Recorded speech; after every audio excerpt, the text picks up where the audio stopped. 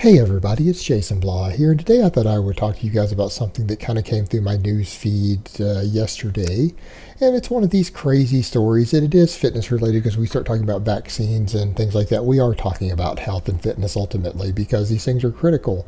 And if vaccines save life and they create healthy populations, it is a fitness related thing. And if they were to cause illnesses, in people, then yeah, that is a fitness problem as well, because again, fitness and health go hand in hand.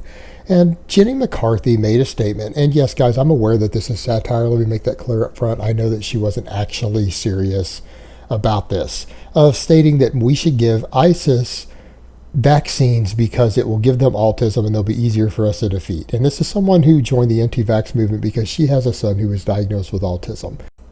But we know that this was satire because obviously if we could isolate ISIS from the cultures and from the religion that they have come out of and that they hide inside of, then it wouldn't be a problem for us to simply kill ISIS. There would be no need to go through the trouble of mixing up vaccines for them. We could simply kill them. We could execute them. It wouldn't be a problem.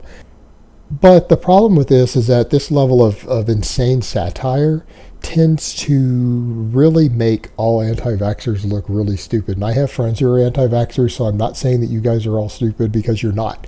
I have some friends who are actually anti-vaxxers. They believe in this, and they are intelligent, rational people. So I don't want to come across that way that I'm saying that people who are part of the anti-vax movement are all stupid morons or something, because I know people who are part of it who are neither stupid nor morons. They're intelligent, reasonable people in most instances. But on this particular issue, I do happen to disagree with them because the overwhelming data and the overwhelming number of experts in the field believe that there is zero link at all between vaccines and autism. And the problem you have is that when you have someone like Jenny McCarthy who makes a statement like this, it does make all anti-vaxxers look stupid. She meant it as satire, but it really does make all of them look like they're completely incapable of rational or intelligent thought at all with such an absurd comment. And when you guys are fighting, for those of you who are members of this movement, who are fighting against a general consensus, the last thing that you want is for a speaker in your circle to get up and make a complete ass out of themselves and say something so insane that makes all of you look bad. And even if it's meant as satire, it's problematic when it's something this just ridiculous.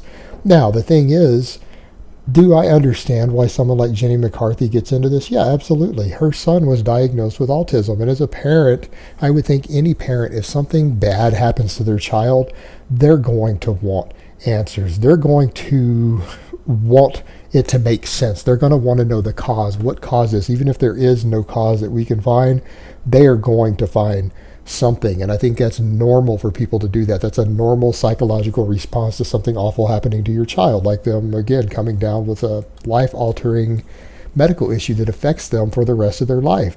Yeah, she wants answers, but she jumped up and has embraced the anti-vax movement like so many others have. And they'll say things like, well, my child was fine up until they got these vaccines, and every other parent that I know whose child has autism, their children were vaccinated also. We have a link, but they're ignoring the fact that there's a billion other children in the same parts of the world who were all vaccinated. The fact of the matter is, since virtually everyone, over 99% of the population, is vaccinated in all first world countries, yet autism itself occurs at a very, very low rate. And when you have something that is being done to the overwhelming vast majority of the population, such as vaccines, to then blame that for something that happens to a tiny, tiny minority of people doesn't work. And there are other factors going on as to why there seems to be more cases of autism found in the Western world. Mainly because we actually diagnose people with medical conditions now. We actually study psychology, and we have diagnosis now and ways to identify people who have various medical conditions instead of simply saying, oh, well, they're just a simpleton or they're slow. We actually break them down into different categories, so we're actually diagnosing more cases. It's not that more cases actually exist, and even if they did, to blame it on vaccines would be absurd because far less than 1% of every vaccinated child develops this issue. So that's really almost like saying, well, we found a correlation, a strong correlation. We found the cause of global warming because we've noticed that with the decrease in population of pirates in the seas, we've noticed in the last 200 years there are far, far less pirates out there with every generation. And the temperature of the planet seems to go up in correlation, so therefore it's the wiping out of the pirates that is causing global warming. We're literally dealing with the same thing here when the actual researchers and medical doctors who want to find cures for this stuff, who want to find cures for autism, who look at vaccines, can't find any causation there, and they're not even drawing a significant correlation other than the fact that, yeah, there's more cases of autism being diagnosed and everyone is vaccinated. But again, that correlation doesn't seem to have any causation that can be determined, and no medical expert out there, legitimate expert, actually believes these things. And if you're trying to fight a cause of any type that you know the data is against you, you know the science is against you, you know the experts are against you, the worst thing that you can do is really try to sensationalize your message and come up with absurd things like this. You guys, if you guys really want to have an argument against vaccines, which is again a scientific and medical issue, if you happen to believe in that, you really are going to have to try to focus on better data and focus on the facts.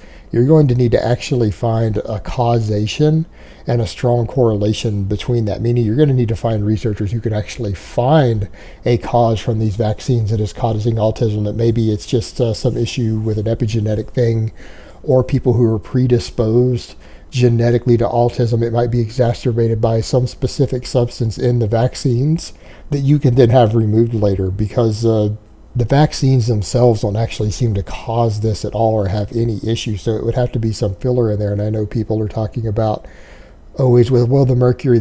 Actually, the mercury was trace amounts, and a lot of vaccines don't even have mercury anymore. It was used as a stabilizing agent for years. And again, it's my understanding that most vaccines now today, they don't even have the same situation going on there. So if that's what people are blaming it on, again, they're not keeping up with the scientific facts.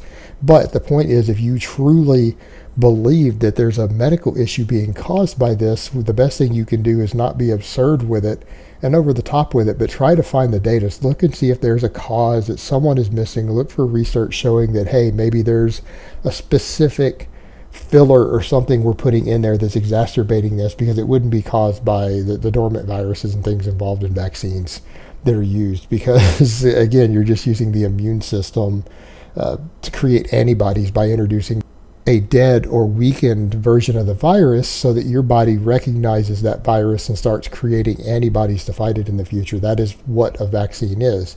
So it would have to be something with the delivery system.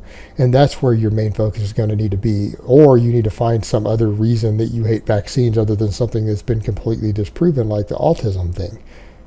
But yeah, sadly, that is what we see in the anti-vax movement. We take people who are oftentimes educated and intelligent people who on this one issue, and it's very frequently due to people who are so passionate about it because they meet a couple of people whose children have autism who believe it's the vaccines because their child was just fine before they got those vaccines, and then 6 months or 3 months or 2 or 3 years later they develop autism, so it had to be the vaccines. And they're so passionate and convincing about it because they're going to be. Anytime you try to find out what caused something terrible to happen to your child, you're going to want to try to find a cause.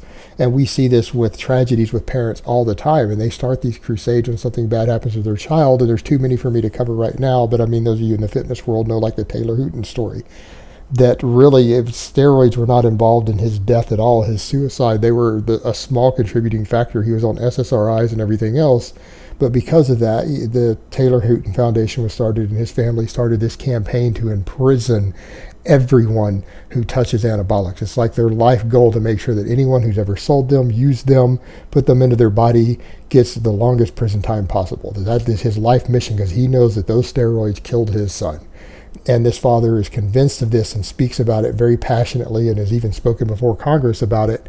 But the reality is that's not even really the cause. A stupid therapist was the cause who told her, this boy who was on SSRIs and already suicidal, to go cold turkey off of these drugs without any sort of actual weaning process to take him off of them once he had started. It was just bad therapy. It wasn't, he didn't die purely because of steroids. He died due to being suicidal, being on SSRIs, and getting bad advice from a counselor, all in combination. But because of that, this parent is extremely passionate about it. And it's no different with the anti-vax movement and these parents. So people need to keep that in mind.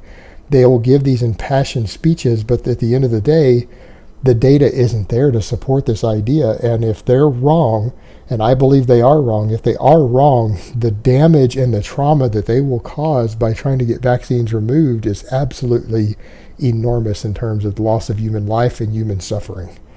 So, that being said, I think it is wise for people who are part of a movement like this to really know for certain, based upon something tangible and real, not just some impassioned speech they got from a parent who is trying to find answers to what happened to their child, when you guys jump up and take on a cause like this. And you need to stick to logic and reason, because we are dealing with something that is medical related, that if you are wrong and you convince people of otherwise, you're going to cause an enormous amount of harm. And there have been plenty of documented cases of this already. So let's just try to be reasonable in our arguments, guys, and not say silly things like, well, we could just inject ISIS with vaccines and give them autism.